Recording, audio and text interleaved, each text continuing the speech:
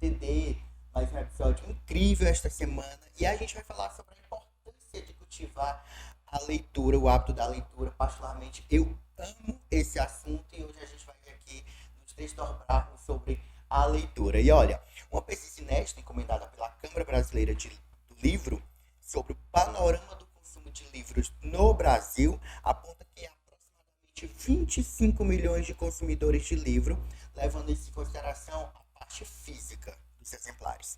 Ainda no contexto da leitura, quando os livros digitais se popularizaram no Brasil, lá a partir de meados de 2010, muito se discutiu sobre o fim das mídias físicas. Os e-books, por exemplo, revolucionaram a interação entre leitor e conteúdo, tornando a prática de leitura mais dinâmica e conectada. E outras fontes de informação. Para me explicar, para nos explicar, para entender um pouco mais sobre a questão da leitura, do hábito da leitura, a gente recebe aqui no Papo Aberto Joimara Lima Santos, bacharel em Biblioteconomia, mestre em Educação, bacharel em Direito e atualmente ela trabalha na Biblioteca Comunitária e Jornalista Carlos Castelo Branco, da Universidade Federal do Piauí. Muito bom dia, obrigado por atender nosso convite, Joimara. Eu que agradeço. Bom dia a todos. Estão ouvindo Teresina Diário, de todas as maneiras, né? Obrigada, Pedro, pelo convite. E eu espero realmente atender essas expectativas de falar sobre leitura, tanto do ponto de vista como bibliotecária, quanto do ponto de vista como leitora. Perfeito. Pois vamos começar logo falando, até porque um ponto-chave para todos que leem ou que trabalham na área de leitura de uma certa forma. Como é que você avalia, como é que você acredita sobre a questão do acesso à leitura no Brasil, né? Quais são as formas de leitores, como é que o Brasil encaminha para essa forma?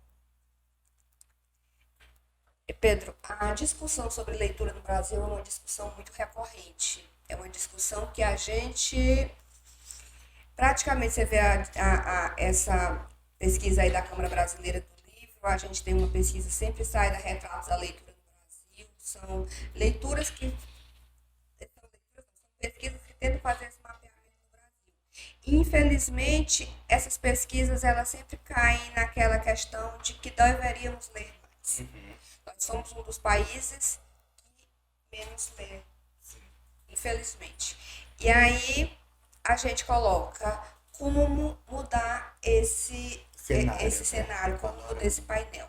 Eu acho bem interessante, porque agora no início de 2024, janeiro, eu acho, existe um Sistema Nacional de Bibliotecas Públicas e ele publicou como eu te digo, um mapeamento das bibliotecas públicas no Brasil, com o intuito exatamente, incluiu inclusive a Biblioteca Cravo de Carvalho em Teresina, principalmente do é um Sistema Nacional de Bibliotecas Públicas em sintonia com os sistemas estaduais de bibliotecas públicas, exatamente com o intuito de mudar esse cenário no Brasil através principalmente das bibliotecas públicas.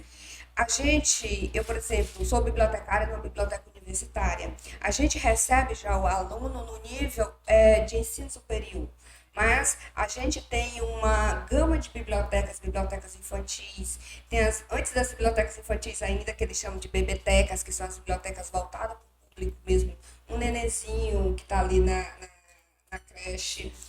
Após as bibliotecas infantis, a gente pode falar de bibliotecas escolares e abrangendo toda essa gama de bibliotecas, a gente tem as bibliotecas públicas. E eu acho que, por exemplo, eu posso falar da minha vivência como biblioteca universitária. Infelizmente, o que a gente chega a ver são os alunos muito voltados a uma leitura mais técnica, entende?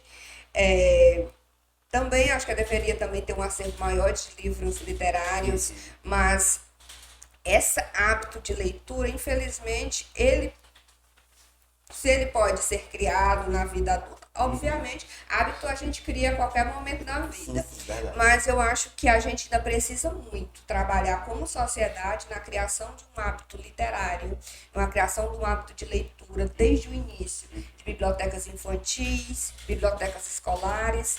E aí a gente pergunta, no nosso município, por exemplo, Teresina, as creches, elas tem um espaço de leitura adequado, as bibliotecas escolares, as escolas têm bibliotecas escolares, Tem um espaço de fato atraente para a um espaço leitura, de né? fato atraente para a leitura. Porque geralmente a biblioteca ela é um espaço que existe dentro da escola, por exemplo. Um espaço dentro da escola, porém não há muito atrativo. Não há, às vezes, é o que eu vejo, né? A ajuda dos professores ou de algum auxiliar para levar para criar esse hábito, para tirar um dia de leitura. Às vezes falta muito também dessa questão do incentivo dentro da escola ou dentro de qualquer repartição. Sim, a gente, inclusive, você ter uma ideia, eu acho que é desde 2012, eu não sei te dizer, que existe uma lei que obriga que, em tese, todas as escolas deveriam ter uma biblioteca escolar. E toda biblioteca escolar deveria ter um profissional formado em biblioteconomia para fazer essa formação leitora para a gente, mas a gente está caminhando, a gente não pode dizer que nós não estamos, que nós estamos no mesmo lugar de uma década atrás. Não, a gente está caminhando nisso. E eu acredito muito que a gente tende, essa discussão mesmo que a gente está tendo hoje, por exemplo, ter um espaço dentro de uma plataforma como Teresina Diário, onde a gente venha discutir leitura, isso já é uma sementinha, isso já é um passo adiante. A gente não pode achar que, por exemplo, num país como o nosso, que as pessoas dizem assim, mas na Europa isso, aquilo. Eu disse, meu amor, nós somos um país de 500 anos. Frente a outros países, nós somos crianças, nós somos outra realidade. Exato. Outra realidade. Da mesma forma, a gente está discutindo agora, biblioteca, esse documento do Sistema Nacional de Bibliotecas Públicas, falando sobre fortalecer as bibliotecas públicas em cada estado, para que essas bibliotecas públicas trabalhem principalmente no fortalecimento do incentivo da promoção de leitura. Porque quando a gente está falando de promoção de leitura, a gente não está falando somente de ler. A gente está falando, ler é meio, ler não é fim. Quando você lê, o que você quer com a leitura? O que se presume, que finalidade você lê? A gente quer o quê? Uma pessoa que tenha um mínimo de interpretação de texto, vocabulário. Não acredite em todas as fake news que lê. Então, e isso contribui muito para quê? Para que você se torne um cidadão, que você exerça sua cidadania de forma plena. A gente não está falando só de votar. A gente está falando de, por exemplo, você se mobilizar, você conhecer agora estamos falando do período eleitoral, ler as propostas do seu candidato. Não deixa de lançar a leitura. Isso é leitura, né? Por exemplo. Mas isso a gente, por exemplo, se habituou tanto a ler, a ler só a legenda. É tão interessante que quando uma pessoa vai fazer uma legenda maior, ela diz alerta de textão. Para que ela te prepare para que você esteja apto a ler aquele livro. Verdade. Que momento foi que a gente parou de achar que um textão no Instagram... Tem que ter um alerta agora, tem que ter um alerta. Verdade. É uma linha bem... não é nem complicada, mas é bem fina, né, em relação a essa questão do hábito da leitura com as pessoas. Falando em questão da leitura na parte física dos livros, como eu citei no início do programa, e nos meados de 2010 começaram a surgir, a criar força aqui, principalmente dentro do Brasil, os e-books, a parte digital, e aí vem toda aquela sistemática de o livro físico vai acabar, e tudo mais. Como é que você analisa e como é que você está vendo essa questão da leitura em relação aos e-books, a essa parte digital? Eu já comprei meu Kindle.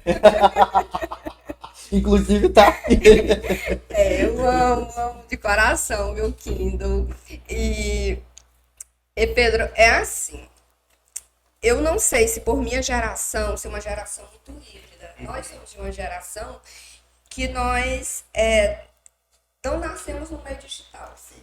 Quando nós nascemos, eu sou de uma cidade do interior, que chegou celular Gente, eu tinha o quê? Quase 20 anos. Eu não vou nem dizer a minha idade.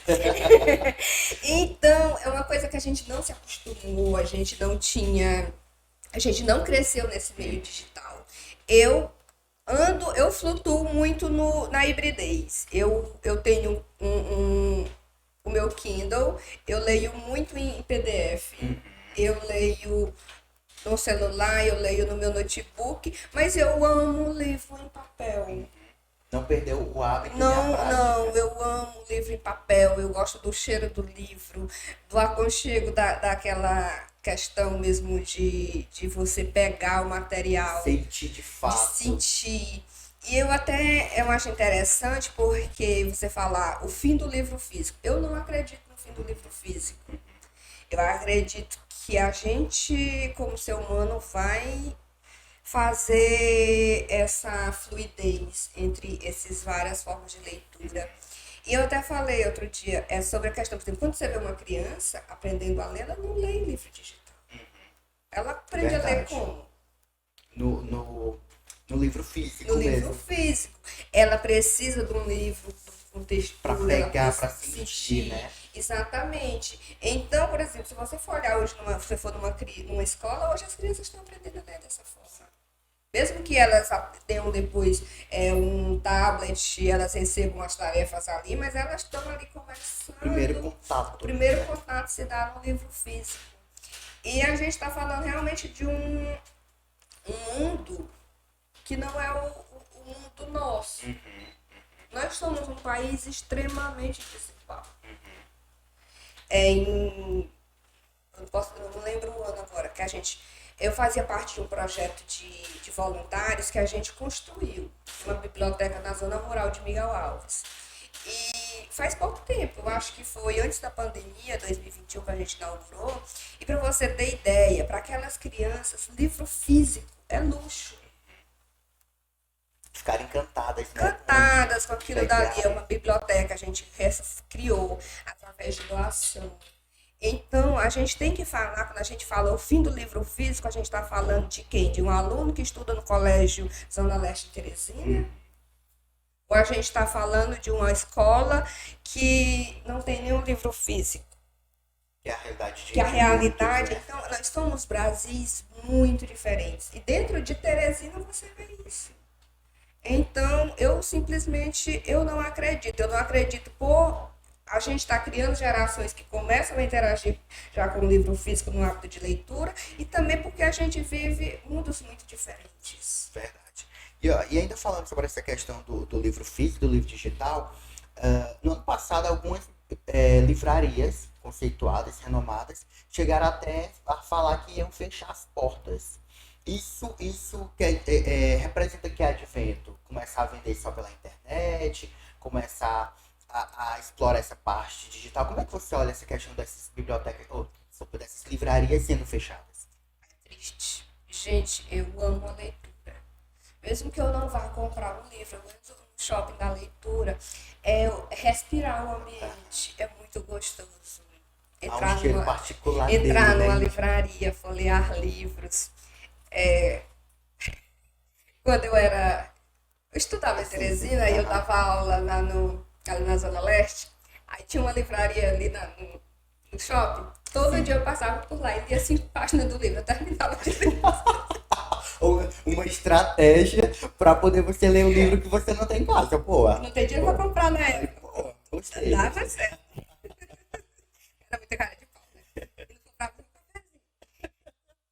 Mas eu fico muito triste mesmo. E, ao mesmo tempo, o e-book, ele é muito bom. Por exemplo, eu fiz uma monografia, eu comprei todos os meus livros e-books. A facilidade de você ter acesso ao material instantâneo. Imagine você, comprei meu livro, o cartão aprovou, o livro está aqui. É uma coisa assim maravilhosa. Mas eu acho que a gente, como sociedade, perde muito com o fechamento das livrarias. E eu acho que esse movimento em si de, de ambiente de livraria, se a gente chegar a perder de fato não ser mais viável para um empresário manter uma livraria física ali, eu acho que as bibliotecas em si elas vão ter que agregar esse papel e você ter ideia. A gente diz que as pessoas não leem, mas as pessoas leem, elas querem ler. A gente na UFP, na Biblioteca Comunitária, tem um projeto de troca de livros. E, gente, flui muito, flui muito. Os meninos levam os livros, a gente está falando dos alunos praticamente da instituição, mas ele é aberto para a comunidade como um todo. Levam muitos livros deles e eles estão lendo. Não estamos lendo numa altura de uma Dinamarca, Mas está mas de a gente acordo com está o comportamento da sociedade aqui, está acontecendo e a gente está falando de livro físico. Também sobre essa questão do livro físico e e-book. Por exemplo, lá na minha instituição, a gente tem 2 plataformas de livros digitais. E os livros físicos continuam saindo. E a gente está vendo um aluno que entrou na universidade agora e ele está indo atrás do livro físico. Eu não sei te dizer como que seremos daqui a 10 anos, como que as novas gerações elas vão, até porque você vê algumas escolas que não distribuem mais livros, é só todo material digital, como é que eles vão se comportar, por exemplo, quando chegar na universidade. Mas eu tenho muita fé que esse hábito de ler, de livro ainda continue. Não tem nada melhor, mais aconchegante, por exemplo, você ir para uma fila. Gente, mais chato que uma fila, leva um livro. Não tem. Passa que o tempo passa e ninguém. Menino, vá uma fila de. Vá no médico. Isso, aquela chá de cadeira bem básica. Outra coisa que eu não gosto muito do Kindle, eu não consigo ler uma tarde inteira. Não sei se também meus olhos, eu sou um pouco míope, né? Astigmatismo também. Meus olhos doem. E isso não acontece. Por mais que ele seja adaptado para a leitura, né? Você não pode ficar preso há muito tempo. Eu acho que a gente vai fluir entre os dois. E equilibrar. Eu espero que daqui a 10 anos a gente esteja falando sobre ainda essa. Eu espero que, independente do formato, que as pessoas leiam mais. Que elas, seja no celular, seja no tablet, seja no Kindle, seja no notebook, seja no livro físico, que elas leiam. Ótimo. Eu estou conversando com Joimara Lima Santos, falando sobre a importância de cultivar o hábito da leitura, uma conversa muito, muito boa. E ela é bacharel em biblioteconomia, trabalha na Biblioteca Central da UFP também. Tem vários tem gabarito para nos passar aqui em relação à leitura. E falando sobre essa questão do gabarito, dessa sua experiência ao longo desse tempo com livros, com trabalhar na biblioteca, enfim, quais são de fato os benefícios da leitura para a qualidade de vida? A gente eu acho que principal, eu acho que você ler é um ato de, um problema, como é que eu te digo? É um exercício cognitivo que eu acho que nenhum outro meio de informação vai te dar. Eu não sei te dizer, mas eu já vi alguns textos, por exemplo, sobre neurociências falando da diferença que é eu, por exemplo, assistir um vídeo, ler um livro. Quantas áreas do cérebro eu movimento quando eu leio, quantas áreas do cérebro eu movimento quando eu vejo um vídeo. Então, é infinitamente maior as áreas movimentadas. A gente sabe que cérebro é que nem corpo, ele precisa ser exercitado. E quanto mais você exercita, obviamente, quanto mais áreas você exercitar, melhor. Eu acho que a concentração, e eu consigo, quando eu comecei a ler livro digital, eu tinha um nível de concentração muito pequeno. Mas eu acho que a gente vai se adaptando. Eu acho que a capacidade de concentração, de leitura, de como é que eu te digo, mais ampliar mesmo o vocabulário, escrever. Se você for falar com qualquer escritor, ele não escreve se ele não for um leitor. Aí você, e eu não estou falando, gente, de ler, que você tem que ler, você vai ler Machado de Assis, você vai ler José de Alencar, você vai ler Graciliano Ramos. A gente está falando de leitura. Eu acho que as pessoas, Quebra esse paradigma de que tem que ler só aquilo. né? Só Exato. aquele conto, só aquela literatura. E que isso é uma leitura melhor, uma leitura pior. Eu, por exemplo, eu amo Harry Potter. Aí você diz, Harry Potter é sobre leitura, é sobre categoria. Mangá é sobre categoria. Histórias em quadrinhos. Gente, eu acho que não existe.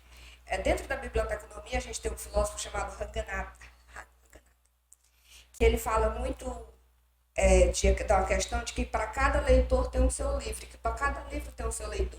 Até que, por exemplo, é muito complicado essa questão de eu dizer assim, olha, lê livro tal, porque ele é maravilhoso. Ele é maravilhoso porque eu li. Mas quando eu leio, eu não leio só o livro.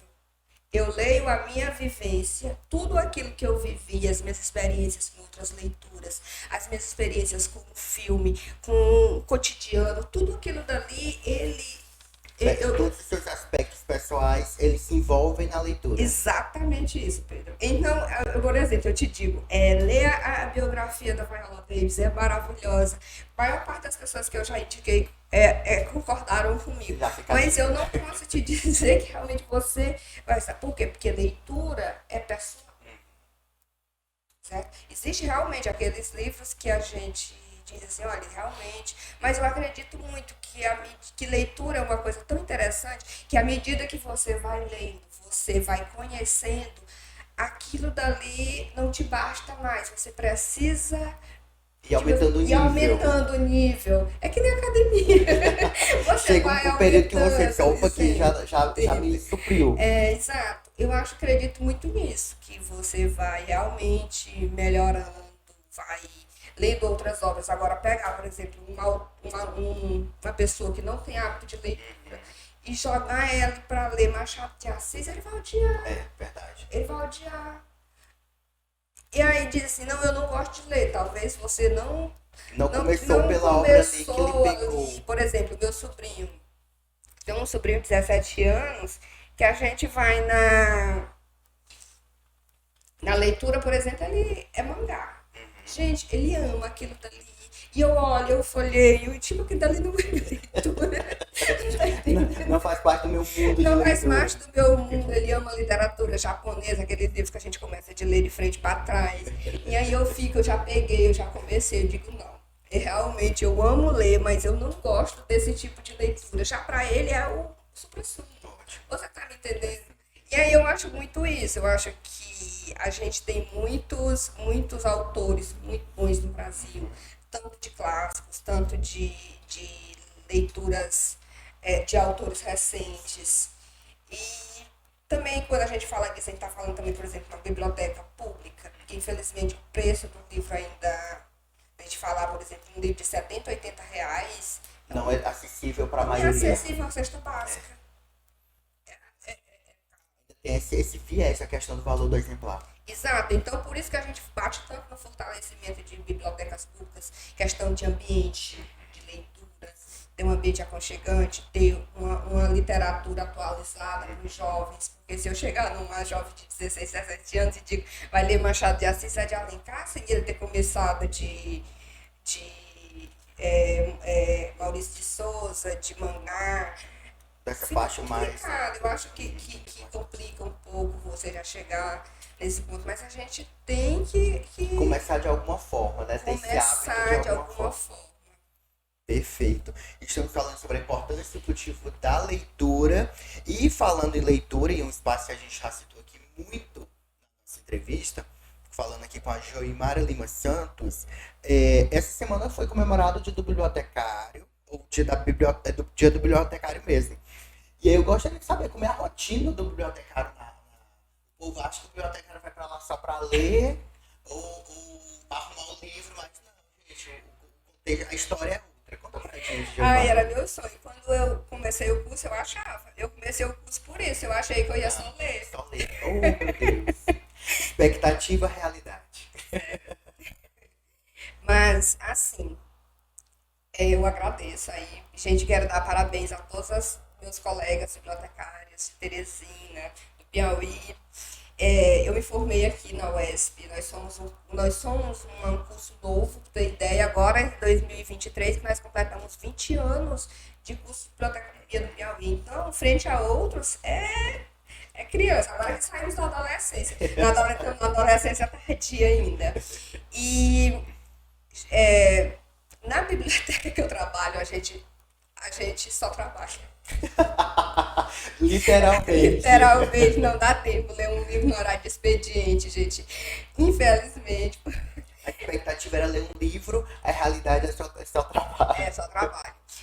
O nosso trabalho, eu acredito, falam assim, quando as pessoas falam muito de biblioteca, eles têm, de bibliotecário inicialmente, tem uma imagem muito estereotipada de uma pessoa que vai ficar ali só, por exemplo, pedindo silêncio, botando um livro na estante. Mas como eu te falei, por exemplo, se eu te disser, como eu te disse, a gente começou há 20 anos com biblioteca, com profissionais formados em Teresina,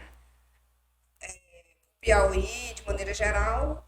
Então, antes disso, a maior parte, e hoje mesmo, a maior parte das pessoas que trabalham em bibliotecas, elas não são bibliotecas. Não tem a formação de fato. Não tem a formação, a lei de biblioteca pública, a lei de biblioteca escolar que diz que deveria ter um bibliotecário em cada escola, não funciona de fato. Sim. E eu acho que nesse estereótipo ele ainda está muito ligado a um acervo. Durante muito tempo, a questão realmente das bibliotecas ela era muito focada no acervo. Esse acervo aqui, desse livro aqui, é um livro muito que não tem que ser mexido, entende? Leitura é um lugar de intelectuais, leitura é um lugar de pesquisadores. Então, realmente... Era passado como um mundo restrito, né? Muito Exato. Fechado ali para um X público.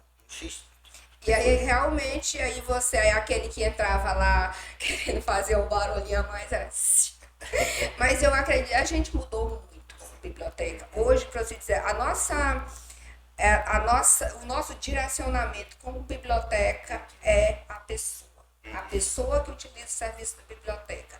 E aí, então você pergunta, e o que vocês fazem na biblioteca? A gente lida com a pessoa.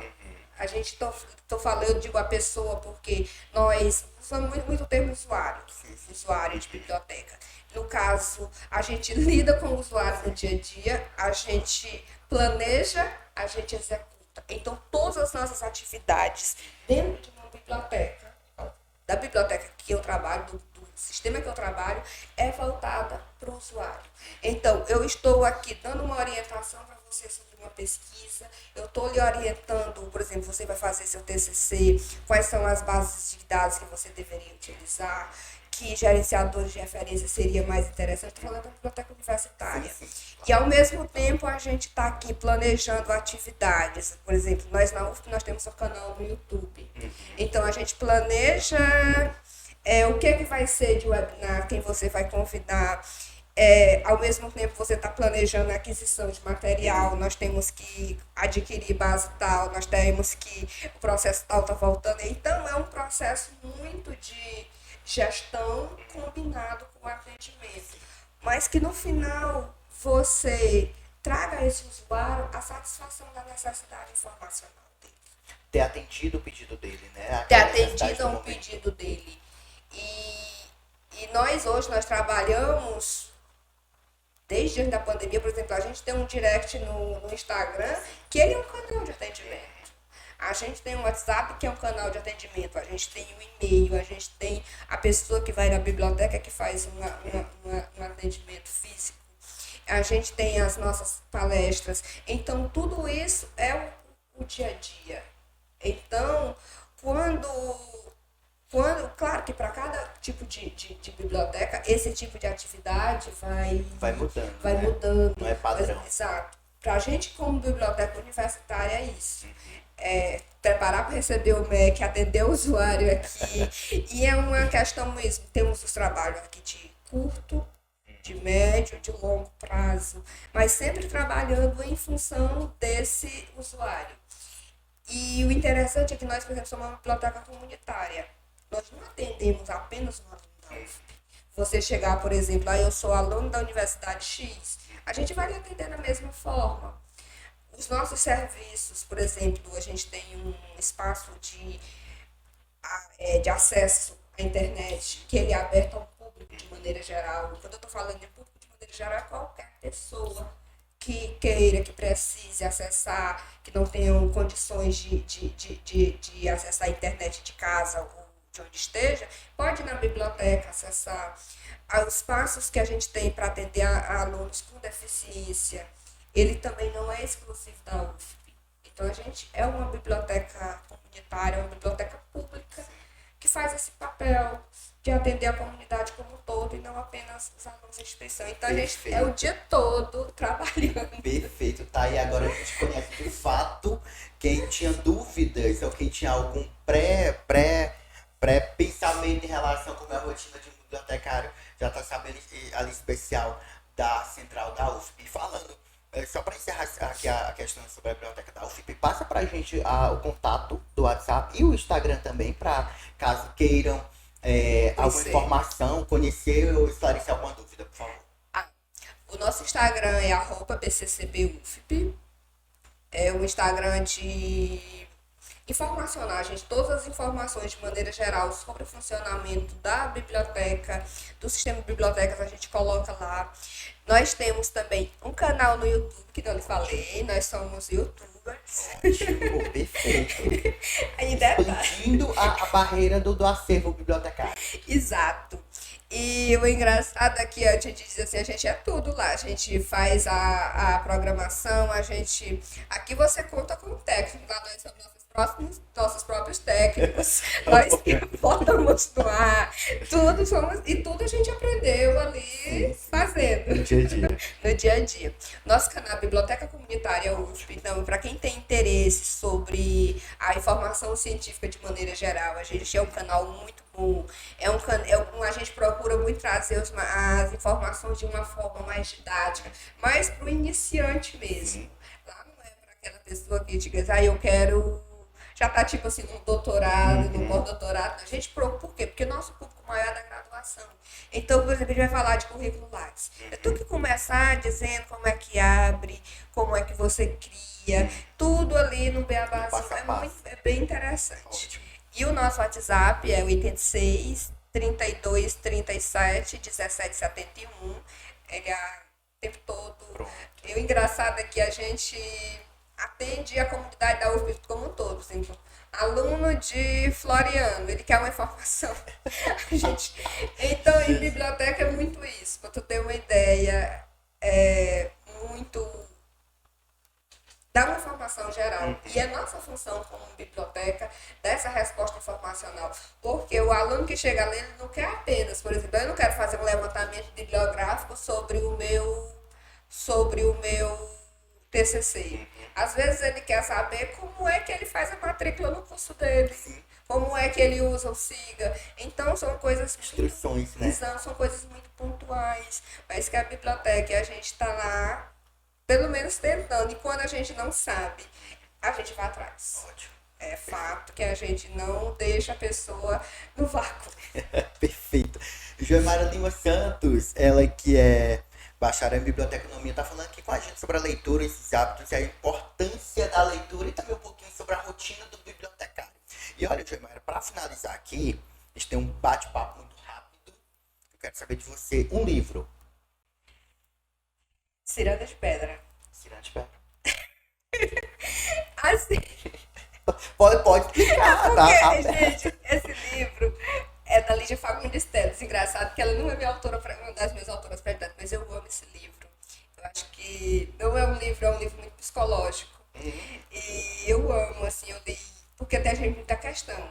Quando você lê um livro com 15 anos, você lê 10 anos depois, você diz, meu Deus, eu amava esse livro, o que eu tô vendo nele? Às vezes eu evito, quando eu gostei muito de um livro adolescente, eu evito lê-lo, que é pra eu, tipo, não me decepcionar.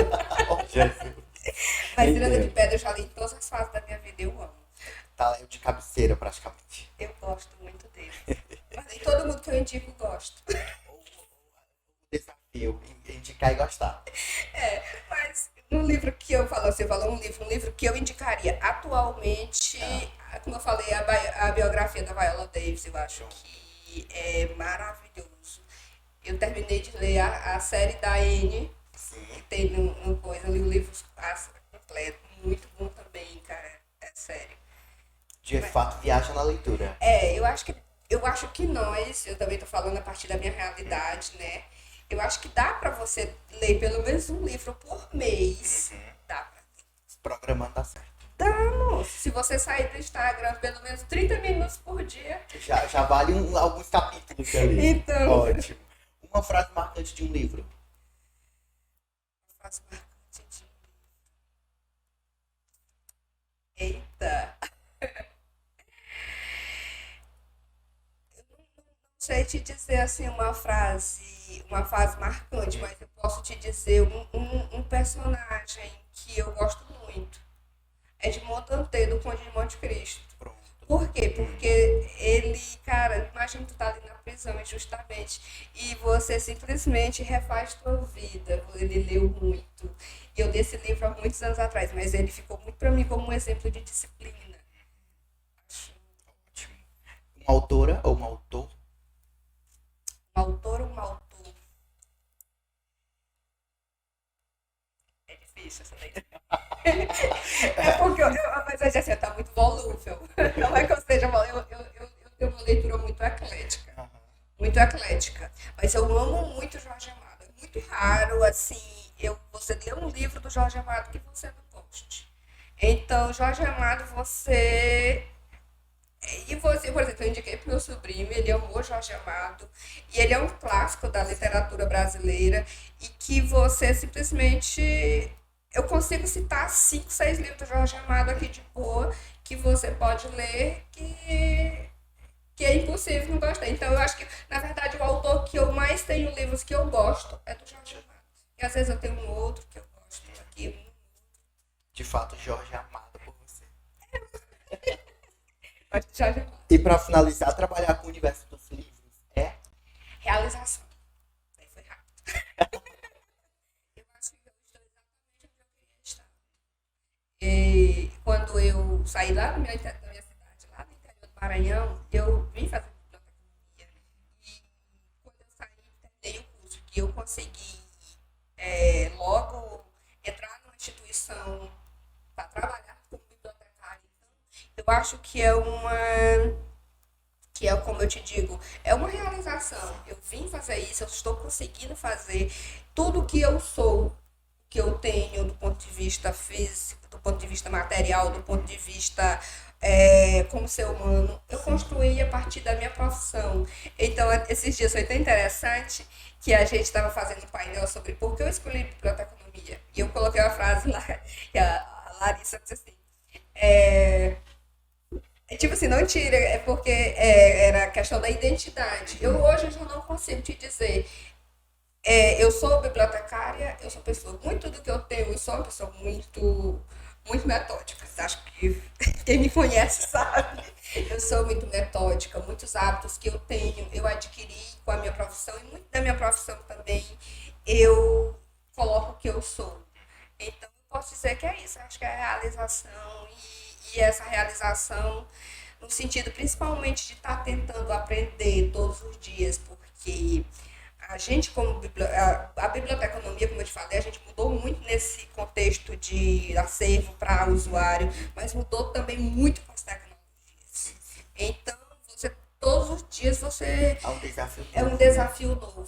E eu procuro muito estudar, estar sintonizada com essas novas demandas, que é para você poder ofertar um serviço de qualidade. Perfeito. Mais uma vez, muito obrigado Eu por que ter agradeço. aceitado nosso convite. Obrigado por dividir um pouco dessa experiência, da sua vivência como bibliotecária, como leitora também. Foi incrível o papo. Eu fico nervosa. Aí depois eu vou me soltando, meu Deus, para aprender a língua. Pedro, eu agradeço demais sua atenção, sua recepção. E eu espero que tenham gostado.